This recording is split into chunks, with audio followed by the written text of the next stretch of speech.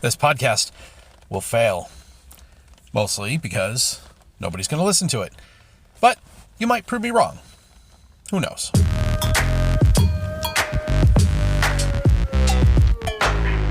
Well, episode 31 here, and this podcast will fail.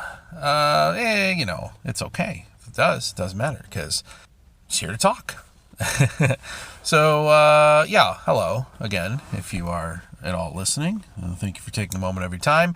My name is irrelevant. I am just some guy. Who I am and where I am matters not to the conversations that I come here to have with you and with myself. I am continuing on the back half of this season 2 of Life, Society, and Self. And this week, people are my muse. People are eating up a lot of my time and attention this week. I'm having a lot of people issues that I'm having to navigate and deal with in my day-to-day work life.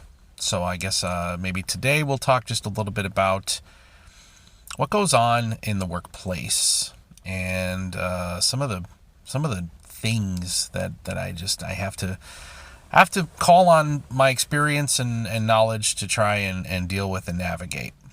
Now, here's the thing. People, I think, struggle most when they are in their own heads, concerned of their own feelings, and wrapped up in their own problems, I guess, such as to say. The concern for self. We all got survival instinct. We all, have goals, and we all have needs and wants and things that we have to take care of for ourselves. Cool. But I think what I'm finding this week is a lot of people are losing the perspective that it's not always or not just about you. And that is difficult because then that's what drives a lot of folks to do things that not only don't benefit themselves, but that make things harder for other people. Empathy is what I'm getting at here. And the number one issue I see with people in the real world, and this is not just my workplace, this can apply to almost any situation. I can walk into a Walmart right now and see a lot of this same issue on display. In plain English, people don't give a damn about anybody else but themselves. I want mine. I deserve mine. I got mine. To hell with you. You're not my problem. You are your own problem. And it doesn't matter to me whether or not you are successful. That's putting what I'm talking about this week in kind of a neat, tidy box. But there's something behind it that I'm trying to suss out. And here's the thing. I've been doing this professionally for 15-ish years. As long as I've been a content creator, and even longer than that, actually. It's probably closer to 20 years now that I think about it. I've been responsible for other people in the workplace. I'm a manager. I'm a boss. I'm a supervisor. I'm responsible for the work of others. There is just this new level of pervasive selfishness in so many of the people that I deal with. And I'm telling you, it's gotten worse over the last several years. It's a downward slide. It really is. Heck, it's not even just work. It's not even just Walmart. It's everywhere. Right? I cannot even keep track of the number of stories or videos or situations I see where somebody either directly causes harm to someone else or allows harm to happen to somebody else because they don't care. It's not my problem is the seems to be the attitude, seems to be the rule of the day. Empathy is not that hard. It's really not. It's pretty simple. If you can at least identify with and understand someone else's problem, or someone else's difficulty, or someone else's challenges, or someone else's feelings, or someone else's joy or success. Empathy is being able to relate to other people. Now, I've had a lot of situations where I have to pull people back because their empathy turns into the wrong kind of sympathy. It's really, really important that you distinguish between empathy and sympathy, okay? Empathy is, I can understand where you're coming from. I can see this situation through your eyes, and I can at least imagine or identify with how that feels to you. Sometimes when there's too much of that, it can turn into sympathy, which doesn't sound bad on its surface, right? Oh, I can sympathize. That's another, and I think a lot of common discussion, people trade those words back and forth like they're the same thing. Oh, yeah, I can empathize with that. Oh, I can sympathize with that. Well, the example I fall into a lot is in the workplace, especially in any kind of customer service situation whatsoever. Anywhere where you have an employee that is providing goods and services to a customer, whether that is face-to-face or over the phone or in any other context. What you find is sometimes an employee will work so hard at trying to empathize with the customer, try to let the customer know that they genuinely, understand where they're coming from and they recognize the problem they have. But then they go just a step too far and they begin to agree with the customer. And the employee starts to say stupid things like, I know this company doesn't know what they're doing. I totally understand that department is a bunch of idiots and they screwed this up, and I'm with you, right? This company is horrible and it should never have happened to you. Well, okay, look, that's your internal monologue. That's the quiet part that you're not supposed to say out loud. You are paid not to say things like that out loud. I know that's how you feel, and in a lot of ways, you're probably telling the truth. Well, I'm sorry, but in this context, if you expect that your employer will want to continue employing you, you gotta walk that careful line. You can empathize, you can demonstrate that you understand, and you can try to help them through their situation. But you can't cross that line into sympathizing with them and acting as though their pain is your pain, right? You're not walking down that path with the person. And actually, now that I say that all out loud, I wonder if perhaps that is the missing piece for a lot of these people. Because I think about it. I said that there's a lot of times that people use these words interchangeably. Empathy and sympathy. I empathize with you, I sympathize with you. There is a root problem of abject selfishness.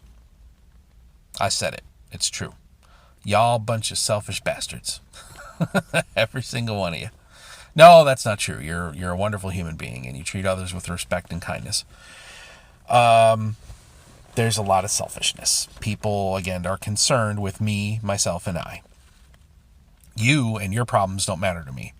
I wonder if that's because people worry that if they do show concern for somebody else, then it will affect them as well.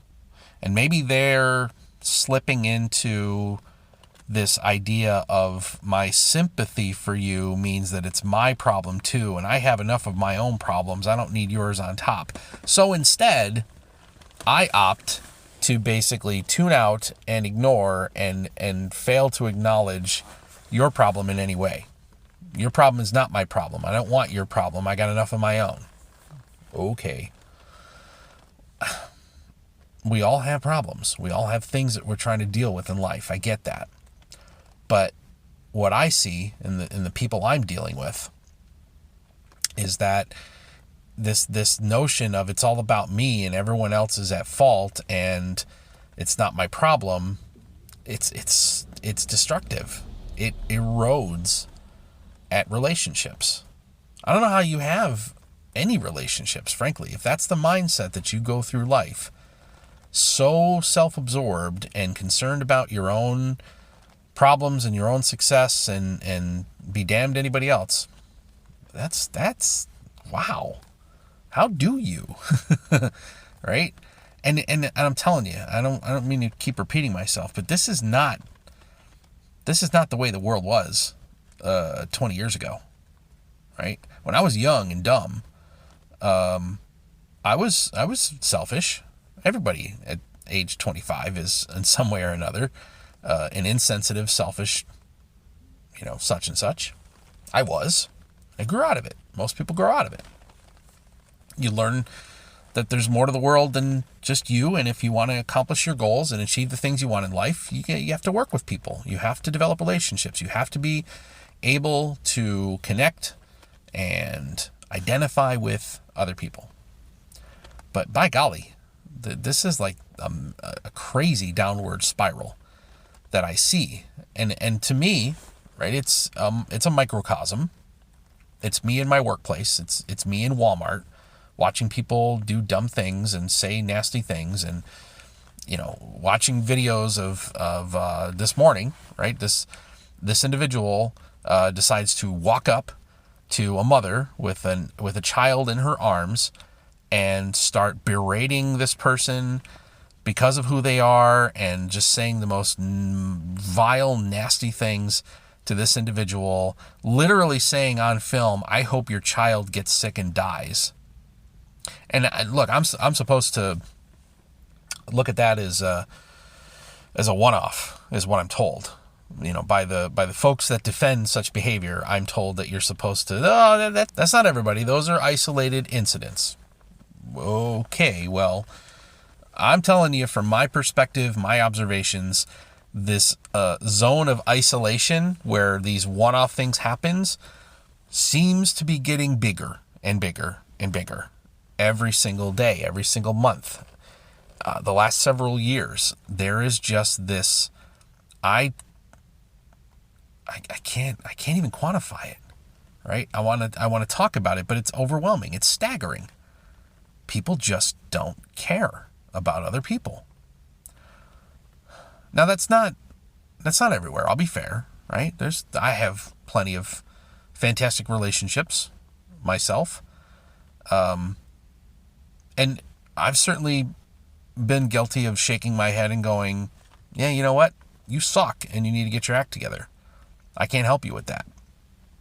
But I think for me, anyways, those times when I have looked at somebody and said, "You're an idiot.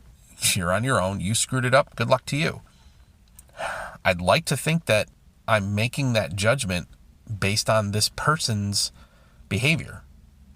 So, in other words, if you demonstrate to me that you're suffering and you're doing your best and you're trying and you're putting forth an honest accounting of yourself, an honest effort to be a good person, and you're still running up against a lot of challenges and things that are coming back on you and creating problems for you, I'm very likely to look at you and go, "Damn, that sucks. That really sucks. I'm so sorry. I'm sorry that's happening to you." And I understand how much that can hurt or how bad that must be for you. I really hope that things get better. That's empathy. That's pretty actually easy to do. If you show that it's not just about you and you show that you give a damn about somebody else. But at the same time, when I look at a person that treats people like crap, that demonstrates concern only for themselves and everybody else be damned, and you see crappy things happen to that person who routinely demonstrates that they have no concern whatsoever for anyone other than themselves, and they're having problems and they can't get things done, or they can't find a job, or they can't whatever, or they get fired, or I have to fire them, but they've acted like a poor human being. No, sorry, I cannot empathize with that, because you're doing this to yourself.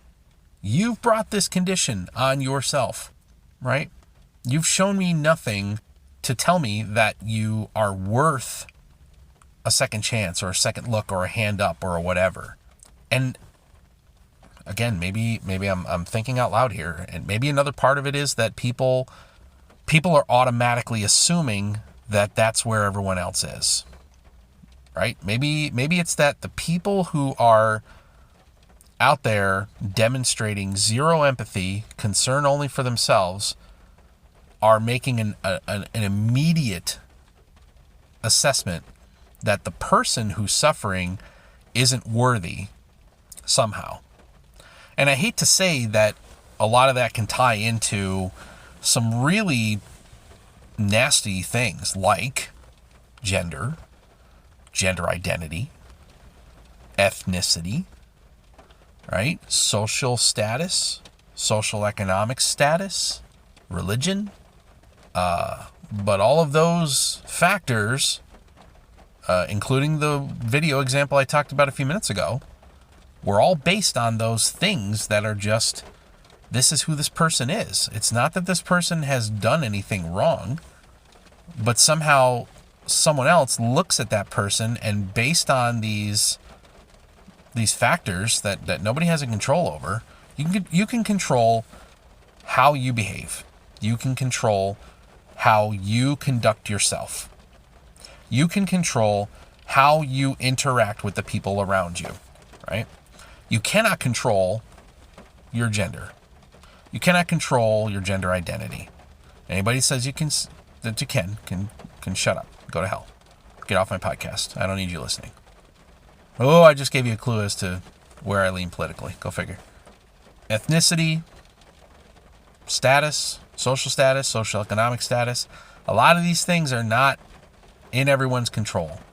And if you're out there treating people like crap because you can't empathize, or you refuse to empathize, you fear that you're going to show sympathy and somehow be related to them in some way, well, I can't empathize with you on that point. So I don't know how to fix that. I don't know how to get through people anymore. I used to know how to get through people. I used to be able to change hearts and minds.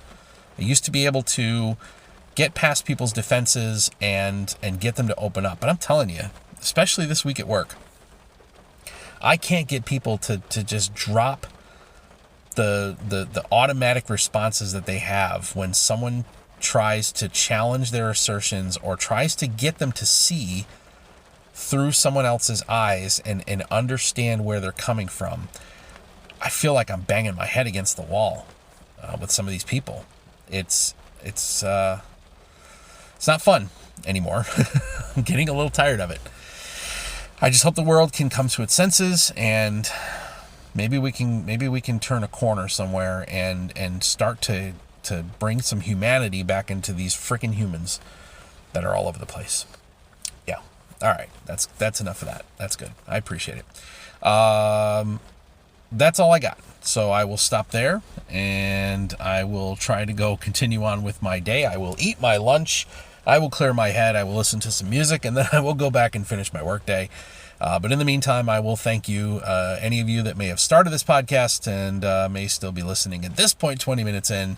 You have my thanks and my wish that everything is going okay for you. I hope that if you're in a troubled spot, somebody shows you a little bit of empathy and maybe tries to help you out. All right, that's it. I'm done. Thanks again, and wherever you are, have a good one.